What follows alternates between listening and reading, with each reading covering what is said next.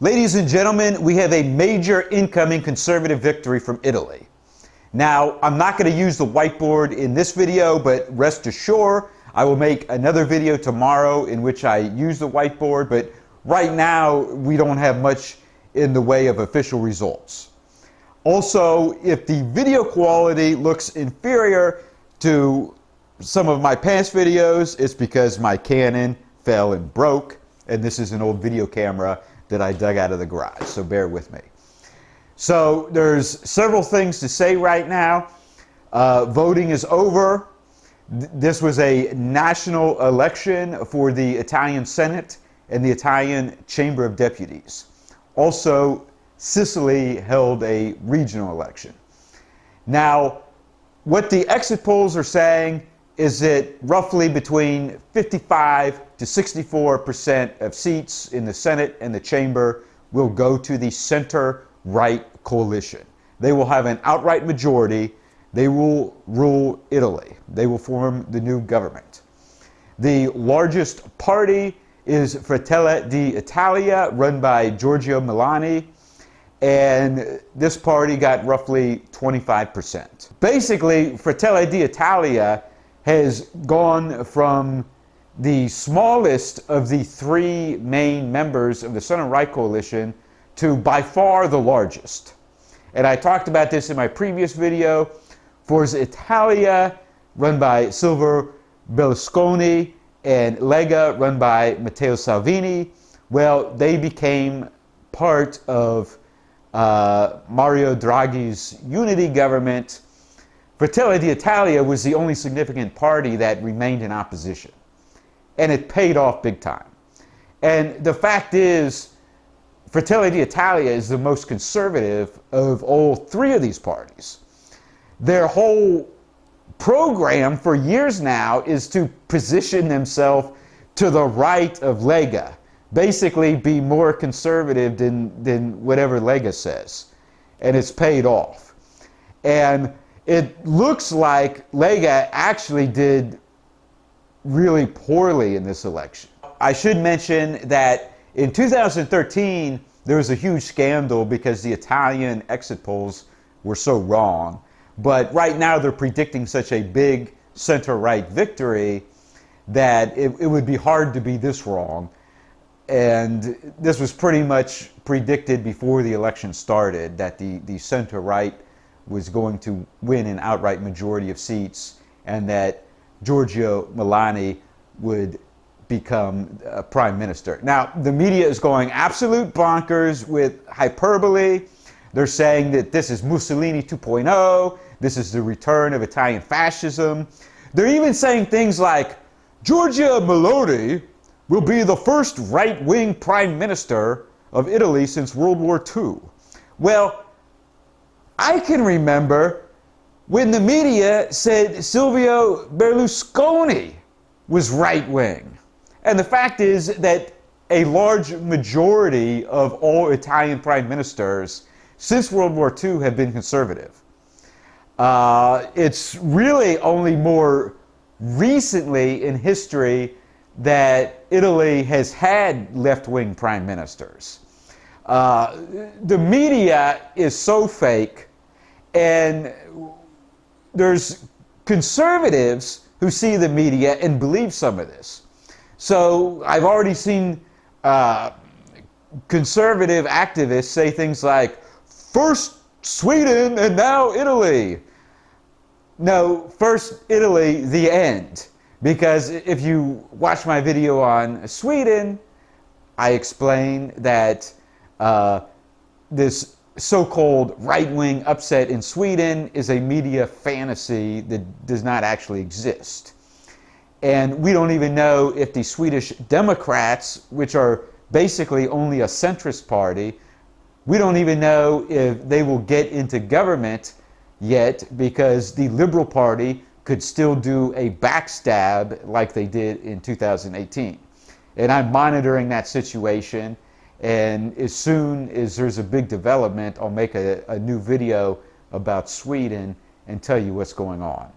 But about Italy, the center-right coalition, now these parties are more conservative by significantly than, say, the British Conservative Party, which are basically left-wing now, or the German Christian Democrats, which at least the national leadership is very left-wing.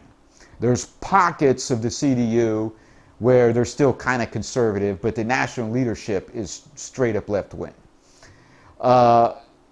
These are real conservatives. Now, this media narrative about the return of Mussolini is pure hyperbole. Now, to show you how fake the media is, and how little they actually know, and how little they actually care.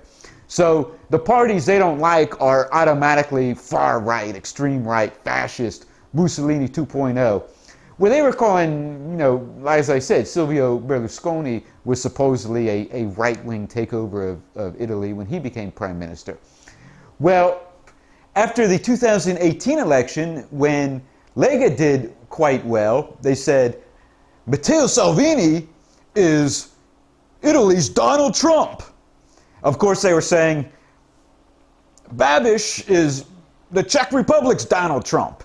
And from country to country, they had, so-and-so was that country's Donald Trump. And it was all nonsense. And if any of these people in the media even remotely knew anything about Italian politics, they would have known that Silvio Berlusconi was the most like Donald Trump of any European politician there was. He was this fabulously wealthy guy who was really vain and went to tanning salons all the time. And he was a very non-conventional conservative candidate. And he was also, like Donald Trump, he was seen as a person who was non-religious that was winning over religious Christians. And so there's actually a bunch of parallels between Silvio Berlusconi and Donald Trump, but the media just simply said, oh, Matteo Salvini, that's Italy's Donald Trump, because they didn't care. It was all about the narrative. They don't actually know anything. They're not actually being honest. They're not even trying to tell you the truth. The media is all fake. And so what we are seeing is a true conservative party in Fratelli d'Italia. Lega is, I still believe, a true conservative party. Forza Italia is a center-right party. It used to be much better than a lot of the other center-right parties in, say, Germany, Scandinavia, England, although, as I stated in my last video, they cooked big time in the European Parliament. The Forza Italia candidates voted in favor of the anti-Fidesz resolution, even though for years and years, Forza Italia and Fidesz were huge allies. They were basically the leaders of the conservative wing of the EPP, and now they've cucked and turned on Fidesz. So there's a lot of complicated nuances and issues. The alleged mainstream media doesn't know or care about any of these nuances. They just want to tell you that conservative parties won, therefore fascism and extremism. Now, one last thing. In my last video, I talked about the anti-Fidesz, anti-Hungary resolution that the European Union just passed. And one of the things they attack Hungary over is they say, yes, we spent a huge amount of money looking for fraud in the 2022 election. We couldn't find any, but yet the election was unfair because 51% of the seats are winner-take-all single district seats, and that's unfair. Even though France in the 1990s switched from 100% proportional to 100% winner-take-all for explicit anti-democratic reasons. Now, before I even read that resolution, I was predicting that Italy would be attacked for the same thing. So in Italy, it's 63% proportional representation and roughly 37% single district winner take all. Well, in the lead up to this election, people were predicting that in the winner take all portion, outside of the most hardcore left-wing strongholds, the center-right coalition was going to mop the floor and just take a huge majority of those seats. And so I was already predicting in my head that they were going to start attacking Italy for having 37% winner-take-all seats.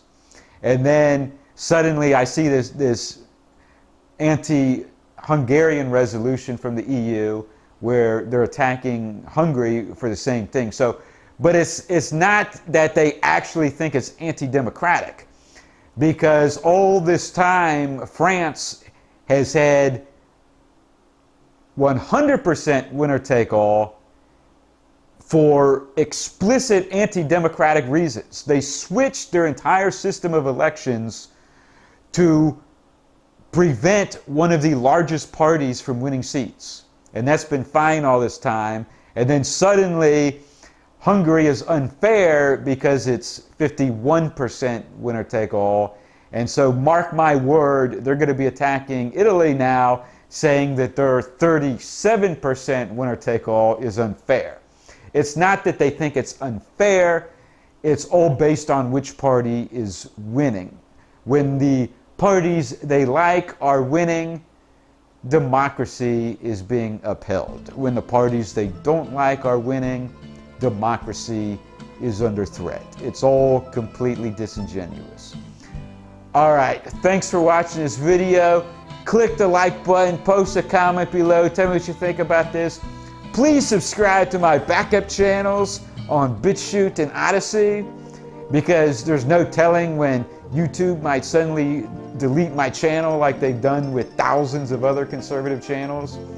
Also, you can support me on Subscribestar and Patreon and help me buy a new Canon camera. I'll have links in the description below. All right, tomorrow I'll have the official results with the whiteboard. And click the subscribe button. New video every few days.